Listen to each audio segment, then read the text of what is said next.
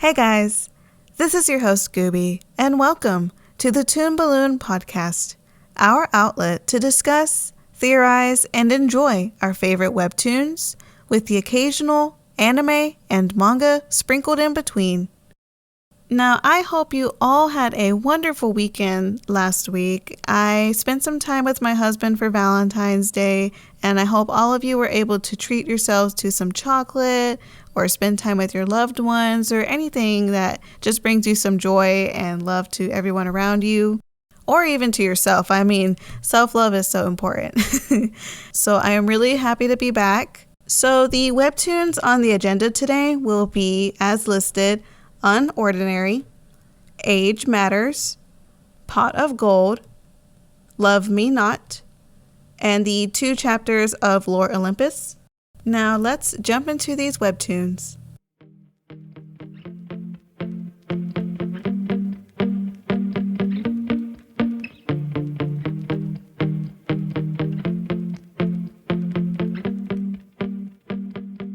First up is Unordinary, episode 218 by Uru-Chan. The episode starts off with Blyke getting some heat from the headmaster of their school because he ended up giving him the amplifier that he had scavenged from his last battle when he was out doing hero hunting. Or not hero hunting, villain hunting, or ember hunting, whatever you would like to call it. Of course, due to his recent training sessions, he, of course, was a little worried that he was going to get expelled from the school. Although, the headmaster ends up letting him off the hook. He ends up just giving him like a pretty big warning and just telling him, hey, you shouldn't be doing this. It is dangerous. And he even asks Blyke if his identity has been discovered at all. To the headmaster's dismay, it seems that Blyke's identity has been uncovered just a bit because his battle from the last few episodes was broadcasted on live TV. And due to his very distinguishable superpower, which are laser beams, he kind of already has a bit of an issue with being targeted by the authorities, because the headmaster even mentions that it is going to be tough to get him out of this mess, because for sure he's going to get questioned and get hunted for by the authorities in future episodes. Even though Blyke looked like he was going to get a pretty harsh punishment, he ends up getting off the hook because of him mentioning the safe house and he wants to protect it. Now this kind of gets into the headmaster's good graces, because I think he notices some king-like qualities within Blyke that he couldn't find in John. Or at least was hoping to find in John, because he's kind of lost hope in John at this point. And with Blyke, I guess he's hoping that he can be the next best thing. So the headmaster ends up letting Blyke off the hook, and Blyke goes off to go talk with Remy outside of their room. And he kind of mentions to Remy if she is mad at him of any sort because of his whole villain hunting / having the amplifier and, kind of hiding secrets from her. But she, of course, says that, hey, it's no problem. You know what? I should have been there for you and kept an eye on you. Which, I mean, for Remy, it's not her responsibility, but I guess they all are kind of hooked up into this big radical mess that is their society. She does end up telling Blyke that he doesn't need an amplifier because he already is pretty strong. And by the looks of it, Blyke is getting stronger. Blyke is kind of showing improvement, and he's showing more versatility when it comes to his powers. Like, he's able to be gentle with it. Like in the last few fights that he has had, he has been able to kind of bring about blasts that don't hurt anybody, just give them like a good stun. So with Remy kind of complimenting Blyke, I think it does give him a confidence boost, and he kind of ends up showing a bit of a smirk, and I couldn't tell if hey, he's just really happy that he got a compliment, or he's feeling a little sinister. I don't think Blyke would feel sinister, but I mean, I never know sometimes with this comic. He could have a motive going on now that he thinks that, hey, I'm getting stronger. That's a good thing. We end up seeing the headmaster's assistant kind of go and find the school nurse to give the amplifier vial to. And he mentions to the school nurse that the headmaster wants him to study the vial or whatever's inside of it. The nurse is definitely not on board with any of this. He's like, hey, this isn't what I was paid for. I was just paid to watch some kids, take care of some kids, and what is going on with this place? Why is this guy trying to experiment on things? And not to mention, this guy's a nurse, and by all means, I don't think he's like a scientist. He can make some very good quality medicines for sure that kind of just heal these students' injuries in like a blink of an eye. But I guess the headmaster can tell that he is perfectly capable of studying this stuff. And they even mention how he had like a chemistry degree or something on his belt. So he is able to do this. He does mention, however, that he doesn't have a lab. So how would he even do that? And I guess the assistant kind of slyly sneaks in a bit of a, hey, if you request like some funding, we might be able to do it. I wonder if the headmaster is trying to like form like a base, not a military base per se, but I think he wants to fight what is wrong with the outside world from the academy. Here he is trying to study these vials, these amplifiers, and he's here kind of studying students to see if they have potential to change the mannerisms of the world and the hierarchy. So I'm wondering if he's trying to evolve these students and kind of invade the world outside. I don't know. I'm just speculating here. But he does have a big ulterior motive. And I guess we'll just keep seeing it build up as the episodes go on, because we are starting to see more movement from his end of the story. In the next panel, we have Remy walking down the hallways to the safe house, and she overhears a lot of students whispering and murmuring about the quality of the safe house ever since its last attack by John. So for these students, they don't want to go back in there and risk getting attacked again, which is warranted, I guess, in this school. You don't want to go somewhere and know that you're going to get bullied and attacked and possibly mutilated, because, these kids, tear each other up for sure. So with a sad Remy look, she heads over to the safe house and she sees some students. I guess some students can really trust the leaders of the safe house, which is like Remy and Blyke. And so when she walks in there, she notices that Arlo is sitting there reading a book. And to her surprise, she is just gladly appreciating his effort to want to continue working with the safe house and protecting students. And he kind of notices that she does look a little bit gloomy, and he asks her what's wrong. So when they step out of the classroom, we start to see that Remy is doubting herself and doubting the potential of the safe house. But Arlo ends up reassuring Remy and telling her that she needs to keep going and not to give up on this, because he obviously has seen and heard some things in the last chapter, and he's looking a little down too in front of Remy. She notices, hey, what's going on? He's kind of changed. Where is this coming from? I really love and appreciate the development of Arlo, because he kind of goes from this very hierarchical, rule-based leader in the beginning of the series, and he's always about the hierarchy and trying to make sure that everything is in order. And at this point, ever since he found out about the authorities being the enemy at this point, I love to see him start to grow a lot of empathy for these students and understand that, hey, this stuff needs to change, and I want to be here to help you. I love this character development, and I really enjoy character-based stories. I've mentioned before in my first episode of the podcast that my favorite show is Full Metal Alchemist, because you do get characters developing into these really beautiful beings where, they change. They really do. And you have enemies working together with the protagonists, and it's really cool. I can see the potential in Arlo. I see him changing and wanting to be there for other people and help out the world. He is definitely walking into Ray's brother's footsteps, and that, they're going down the hero route. This episode was really good, and I can't wait to see what happens next.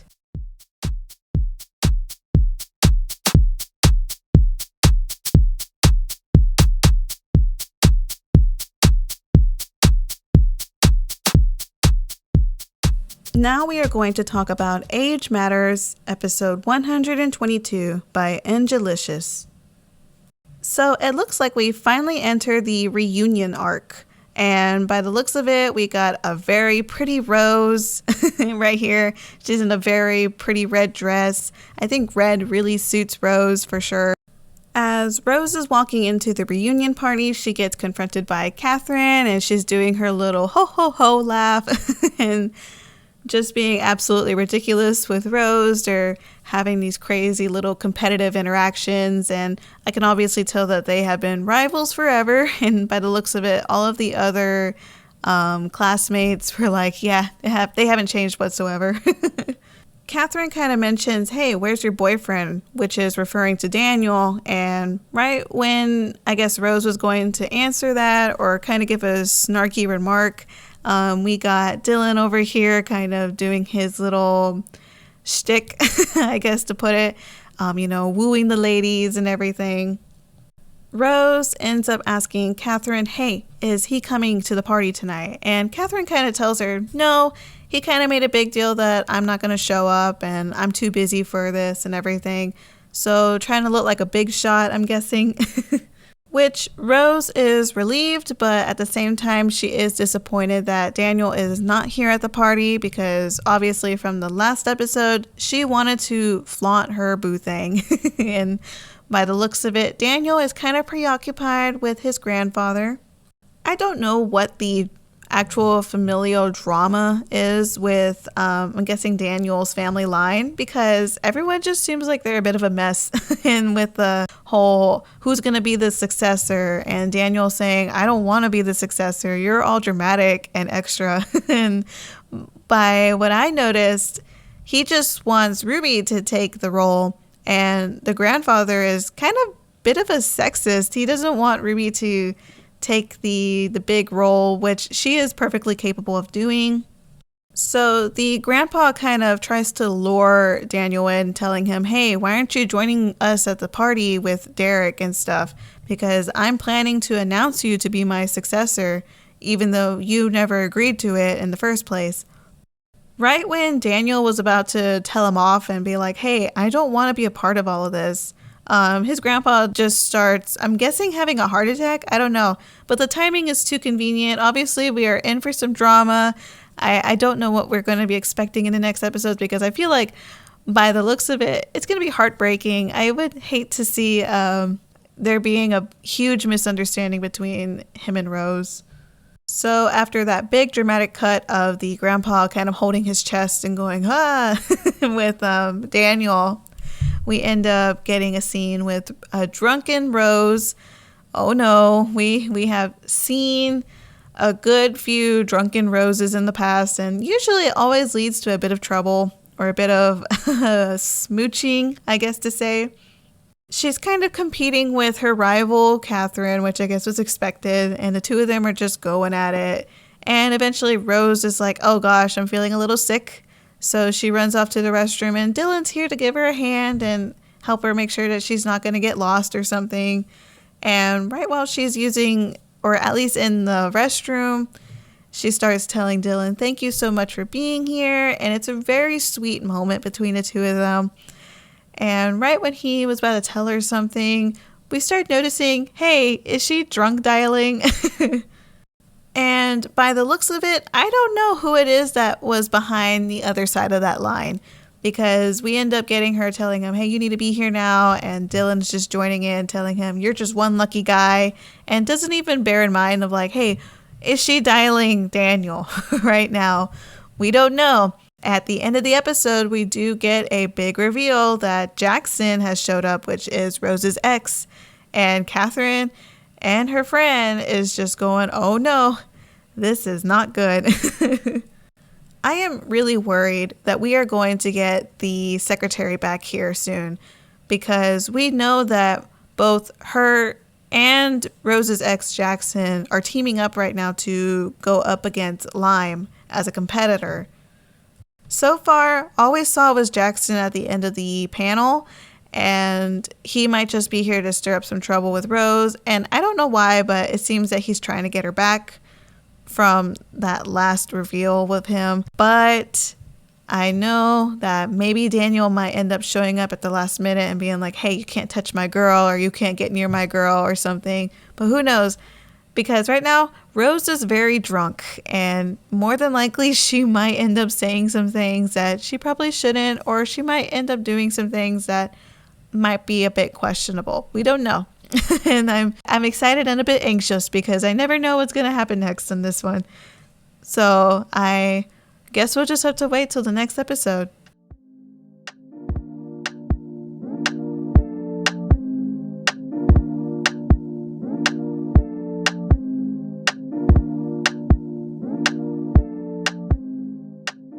Here we have an exciting new episode of Pot of Gold, episode 16, part 3, Shaken, by Natasha Berlin. I was so happy to see that we got a new installment to this Canvas webtoon. I love this webtoon. It is so cute, and the suspense is starting to kick in because we got some good scenes in this part. We ended up getting a cute shipping moment with Otto and Mia. Mia is telling him, hey, thank you so much for being there for me the other day after that really harsh incident with the mugger.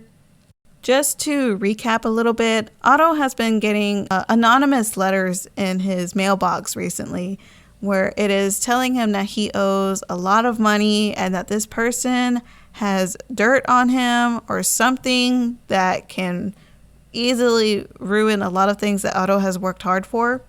The blackmailer has ended up dragging Mia into the situation, and she recently got attacked by a mugger on her way home the other night. Mia ended up asking Otto to come and stay with her for a little bit, or at least be there for her on the phone and just try to comfort her ever since her very scary, traumatic incident with a mugger. I mean, they attacked her. That's a little traumatic to me, at least. So she ends up giving him a big hug. They're just comforting each other right now. And it is so sweet to see the two of them be together like that. They're really cute. And I ship this hard. Otto ends up telling Mia, I'm going to keep you safe, Mia. I promise. But as what Gwen Stacy would say, don't make promises you can't keep. Now, I don't know if Otto is going to be the Peter Parker in this situation where he's going to be like, but those are the best kind. I don't think Natasha Berlin is going that Gwen Stacy route with Mia, but I definitely do think it is hard to keep promises like that with someone like Mia, where even Otto is dealing with a difficult situation where he can't even protect himself from the blackmailer. So I definitely think he could be biting off a bit more than he can chew. But I'm really, really hoping that with Alex in the picture now at the end of the episode, and he kind of confronts Otto telling him, hey, I noticed you're getting letters, and I noticed that it seems that you're in trouble. So with this in mind, I'm hoping that we're finally going to get a team of some sort where they're going to be able to protect Otto and Mia and confront this blackmailer. I have said this before, but at the very beginning of Pot of Gold, we do see Otto and Mia off on their trip to Colorado to go and venture off on new adventures to go find her sister. So we will be getting to that point. I just don't know what the journey is and how it is that they are going to be able to get this mess behind them so they can go and move on. Or maybe they haven't even gotten the mess behind them. They just went ahead and bounced. I don't know, but I guess we'll get a chance to see soon in the next few episodes. And I am so excited to see more updates from this. Thank you so much, Natasha Berlin. You are doing wonderful, and I appreciate all of the work you do to bring out new episodes on a very consistent rate, and it's awesome.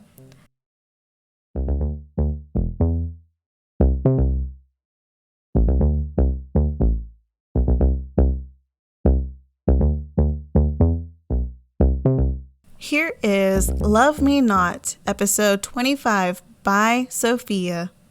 We get our cute little love triangle here where all the three, I guess, I don't know what to call them. Are we going to call them like the severed strings? I guess we'll call them that. We got our severed strings here all hanging out, and Noah and Avery were trying to study for their exam or something. Hayden takes notice of Noah's little jealous looks that he's giving him, And so Hayden's like, well, I don't know why he's being jealous. There's nothing going on between us. And cue the sparkly Avery because Hayden starts kind of staring at her. And I guess he just starts to notice, hey, she is pretty cute. And now we're starting to see that Hayden is catching feelings for Avery. Of course, Avery skipped out on eating lunch because she immediately left the school and just went and took a nap right when she got home and didn't even bother to eat. And her friend even asked her if she wanted to eat something, but she refused. So right now her stomach is doing the epic growl sound where it's just a persistent little monster just gurgling at everybody. And so she ends up eating some very good looking pizza. I mean, when she showed that, I was like, gosh dang it, now I need pizza. So after her finishing her little bit of a meal, I guess they all decided to continue studying. And then we start seeing that Noah was about to talk to Avery or something, and she ends up falling asleep on the gigantic bean bags, which I must mention, I don't know where they got those things, but I need one. So Noah kind of looks a little heartbroken to see that he didn't really get a chance to talk to Avery and try to get her to get to know him and break that bit of awkward line between the two of them. I can definitely see the easy, casual chemistry between her, Avery, and Hayden. I mean, the two of them get along so well, and they already got to know each other in a pretty comfortable way because, Hayden isn't worried about these severed strings, and he's not too concerned about the way these strings hold everybody together because for him, he's just trying to live his life. And when he talks to Avery, he's relaxed. And for Noah, I guess it's just so strange for him to find a girl of all people and noticing that, hey, she doesn't have a string connected to anybody, and this could be my chance to find someone for myself. And I can definitely relate with Noah. I mean, I am a very shy person, and it takes me a good bit to get to know people because I want to be able to open up to them in a solid way where I don't feel like I'm just going to have like awkward silence constantly. Like there's just that anxiety there that makes it difficult to interact with people. And I can see Noah having a difficult time wanting to talk to Avery because not only has he met someone like himself, but he also really wants to make friends with this person. And I guess it's a bit harder when it's a girl and your first impression with her is, hey, will you marry me? So although I can definitely see a ship between Hayden and Avery, I am really rooting for Noah. I can definitely see the potential, and hopefully they can start to get to know each other well, and Noah can get some chances to finally break out of his shell.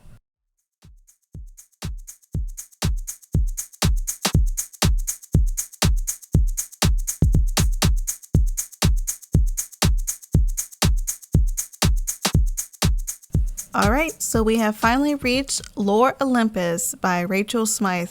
We are going to be discussing 2 chapters, and there will be a musical interlude in between the 2 of them, so that way you can just go and listen to the one that you want to listen to the most, whether it's the recent one or the one that was from last week. So first up is Retail Therapy, episode 144. Now, let me tell you guys, when I read this chapter, I choked on my granola bar. When I was like, hey, I'm just going to go to the kitchen real quick and decide to get a snack. And I was like, oh, look, Lore Olympus is updated. Let me read it. I read it, and I'm just like, right when I saw it, I choked, I gasped, I gave out a squeal. I mean, who knows? I was alone for that bit of time, so I was allowed to fangirl as much as I want. I was just so pumped to read this episode after I saw that, because I was expecting like Persephone to do like a cute little topple, like, oopsie, I'm so clumsy, I just toppled all over you, and I mean, we're just having a casual little talk after this, but no, we got a kiss. not just a kiss, we got a whole makeout session between the two of them. And I like the little effects of Persephone just slowly turning into butterflies again. And I was like thinking, no, you better stay here with him. I will not get traumatized like that, like last time with her just floating away and just magically the kiss is over. And thank you, Hades, for desperately grabbing onto her and just holding her so tightly and loving her the way he does, because he just tells her, when you leave, it's the loneliest feeling in the world. And that was just so sweet. It melted my heart. I am so thankful for Rachel Smythe and this episode. It was a awesome Valentine's Day gift for sure. I think it's so cool that she was able to schedule this to release during this time, because it honestly is like the most romantic scene I have ever seen. I love that even though she wants to keep and continue kissing him, Hades offers to her that they probably should stop. And even though she feels like, hey, I really hope you're not rejecting me, it is in no means like that at all for him. He is just trying his best to respect her boundaries. And he even mentions, as a host, he kind of feels like it is a bit of, I don't know how to explain it. As for him, he does explain it as he doesn't want to overstep those boundaries, because as a host, he doesn't want her to feel like she needs to offer things to him in return for this very generous thing he's doing for her. Like, there are no need for favors to be exchanged between the two of them. He is just looking out for her well-being. He just truly wants Persephone to be comfortable because he loves her and he loves her company and he just wants her to be happy. It is so sweet and beautiful. And I love that he just gives her so much autonomy.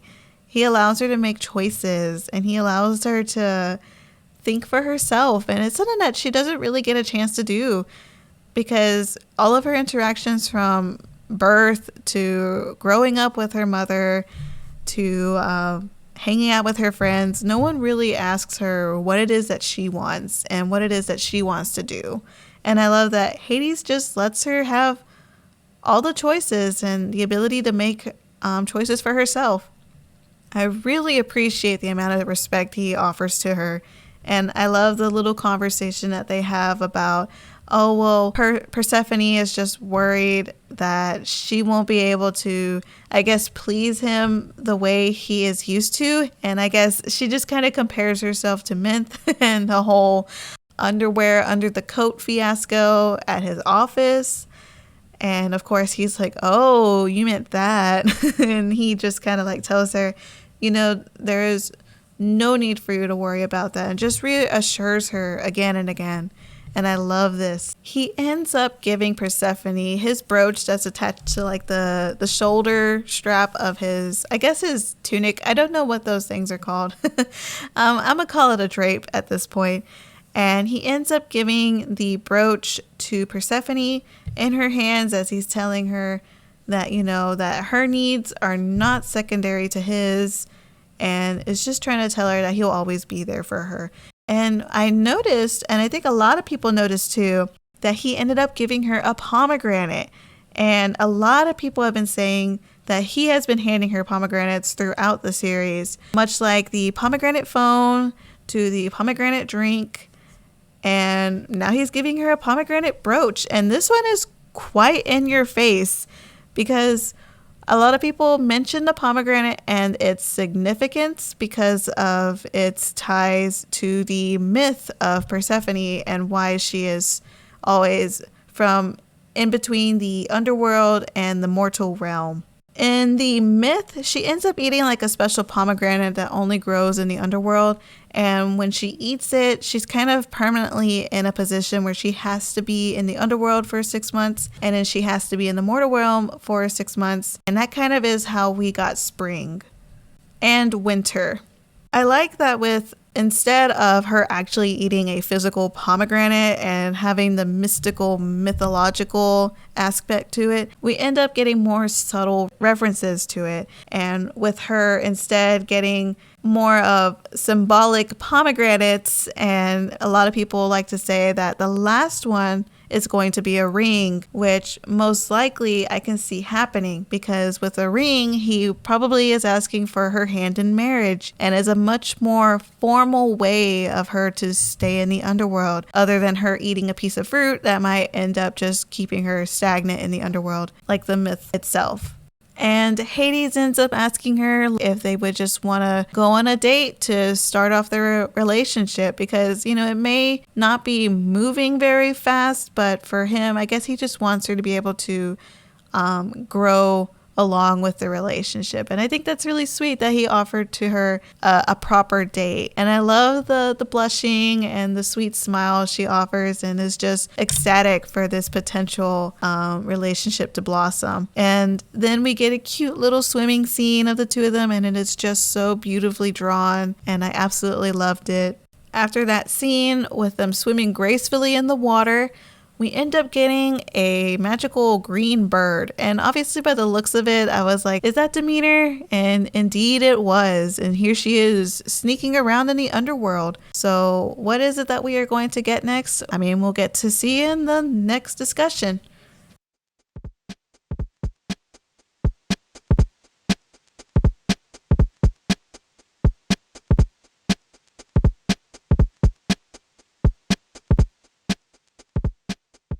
So here is Lore Olympus, episode 145, Heirs.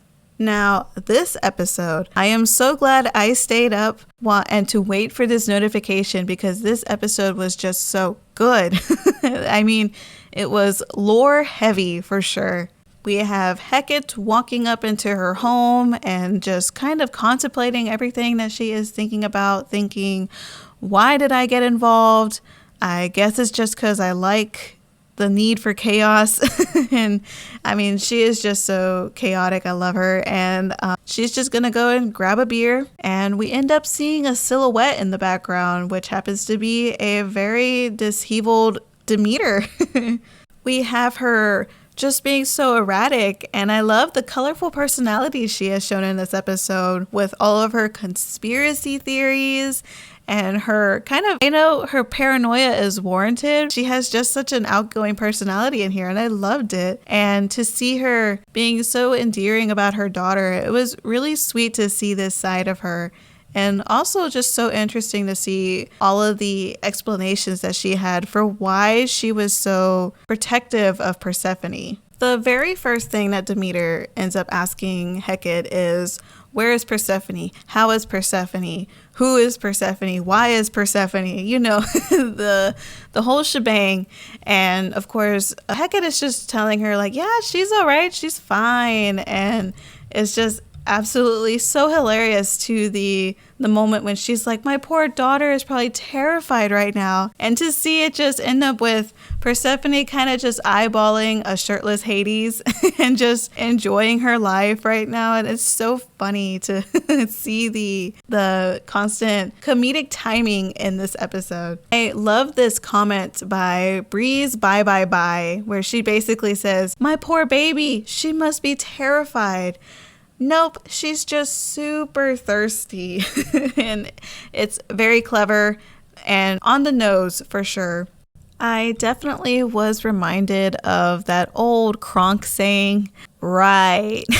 It definitely was in tune with this chapter every time she would talk to Hecate about anything. And so we ended up getting a really cool lore discussion when it came to fertility goddesses. Now, we did get a lot of info about fertility goddesses in the past, like just some slight hints that, yes, there is something about this being that Persephone might be. And by the looks of it, Demeter has confirmed that Persephone is indeed a fertility goddess. Now, I had to go and look up some stuff about fertility goddesses because I didn't really know what made them so important, other than the fact that, yes, they do bring a lot of fruitfulness to nature and to even human beings when it comes to fertility, like childbirth and the sort. And by the looks of it for Lore Olympus, the thing about fertility goddesses is that they have a lot of untouched power. And by the looks of it, Persephone has a lot of power that Demeter has been worried about getting taken advantage of, or even based on everything that Demeter starts discussing later on, it's very intense and kind of traumatic based on the images that we end up seeing later in the chapter. And I was just so shocked to see the things that these goddesses have to go through just because they have a lot of power. We start seeing Demeter put on her tinfoil hat and just explaining her theories, kind of like what we do about this story as it is. And we are all Demeter in this situation, but Demeter seems to know a lot more than we do, that's for sure. And she mentions the god of the sky. I'm going to say Oranos for this podcast episode. And basically, he wanted to be the true ruler of the gods. And so as a way to obtain that power, he decided to form a union with Gaia, the first earth goddess. And she happened to be a fertility goddess. We end up getting an image of the two of them, and he has these set of eyes, these glowing eyes, and Gaia basically with the red eyes that even Persephone has donned before. And essentially he is using his power to take over all the gods. And it kind of becomes like this huge cycle, a big mess of the predecessors going up against their successors. And essentially everyone is just trying to basically take the same steps in order to overtake each other. So we have Oranos with Gaia, and he tries to take over the gods. And then we have Kronos, the son of Oranos, have a union with Rhea, and they end up overtaking the previous ones. And then we get a glimpse of a very oversized Zeus eating Metis. And essentially, Metis was the mother of Hera. And it is so heartbreaking to see that image of her just about to get devoured by Zeus. And no wonder Hera can't stand Zeus's guts. I mean, very understandable. I mean, the guy already has very rough qualities as it is, but this just takes the cake as, oh gosh. So based on all of these goddesses, they were all fertility goddesses. And so what happens is Demeter says that her fear is that Persephone is going to end up in the same situation as these past goddesses due to her standing as a fertility goddess. Now, I really like the explanation by Demeter because this does give a lot of insight as to why Demeter was so protective of Persephone. I just assumed it was just, the overprotective mom who didn't want her around boys and that she just wanted her to follow a path that she set upon. And it's not like Demeter didn't just do that as well, but her intentions seem a bit more fruitful because of this. And I feel like with all of us probably agreeing with her conspiracy theory, and I am so worried about what's going to get foreshadowed next. I'm so nervous to see if Persephone might end up getting manipulated and taken advantage of, but my thoughts are that she's got a lot of people behind her that will be there for her to make sure that she's okay. Just like how Hades is there for her, and Eros, and everyone else around her who is just on Team Persephone. Also, that the fact that Zeus decided to go and eat Metis instead of just marrying her, because I think by the looks of it, he married Hera with the expectation that she was supposed to be a fertility goddess, and that ended up not being the case. Hera, in order to get a hold of Metis, who was the fertility goddess, and ended up eating her. Unlike all of the previous overtakers were here actually marrying these women, Zeus went up ahead and just ate her, which really brings up a good insight of his character. I mean, the guy was already a mess. Nobody really likes the guy. When I saw that, I just knew this guy, he just can't trust the dude. And I feel so bad for Hera because in the past, she has mentioned a lot that she misses her mom. And now that we know what happened to her, it's devastating. It's so sad. Hecate decides to try to comfort Demeter and kind of reassure her and tell her, hey, Zeus does not have any sons that probably would overtake him. She said he hasn't sired anybody, so it doesn't look like that would happen and be the case for Persephone. But we ended up getting that very suspicious glimpse of a crazy looking Apollo. And when I saw him, and anytime I see Apollo, I just choke up a little bit. I don't know how to explain it. I'm like, no, get that thing out of here. I don't want to see it. I don't want to see Apollo. He does not deserve any screen time whatsoever. I cannot wait for this next installment of the series. This is so good, and I am so excited for the next episode. All right, so that's about it for all of the webtoons that I will be discussing today. And you know what? These were awesome to talk about with you guys again. I really missed out on last week, and so I really wanted to make this episode quite long so that way you guys can have some fun and listen and just think about any of these webtoons that I am talking about. So let me know your thoughts and opinions of what we discussed today in this episode by messaging me through either of my social media handles. So this is a big announcement because I recently changed both my Twitter and my Instagram handles to both the Toon Balloon. So now you can navigate to both of my social media with the same name as the podcast. I recently was doing like these two different names, and I realized this is way too difficult for everybody and for me. I would rather just have it all be the same. So this has made it a lot easier to navigate through, and I got really lucky that none of these usernames were already taken. So that was just a hooray moment for me. And so I would love to hear from you. Also, definitely tell me any other webtoons, anime, or manga you are interested in, and I may talk about them in future episodes. Natasha Berlin ended up telling me an answer to one of my questions from one of my previous episodes, which was basically which webtoon has made you go broke. And not so much oh gosh, my emotions, but I have no more coins in my webtoon wallet. And for her, she said the Kiss Bet. I ended up reading that, and I absolutely adore this web series. I recommend this heavily. Thank you so much, Natasha Berlin, for your answer. I really appreciate it. My question for you guys this week is, what is your favorite genre of webtoons, or even anime or manga? You can tell me it's romance, drama, thriller. Personally, I love romance, but I also really enjoy some thriller. It's quite exciting. So I would love to hear your favorite genres. Just message me through either of my social medias. Remember, it is the Toon Balloon now, so you can find me through my Twitter and my Instagram. Now, let's end this episode of the podcast.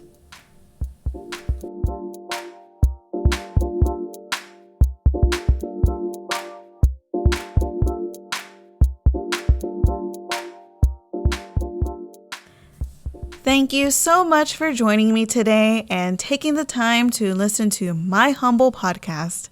I look forward to talking with you again. This is the Toon Balloon podcast. I was your host, Gooby. See you next time.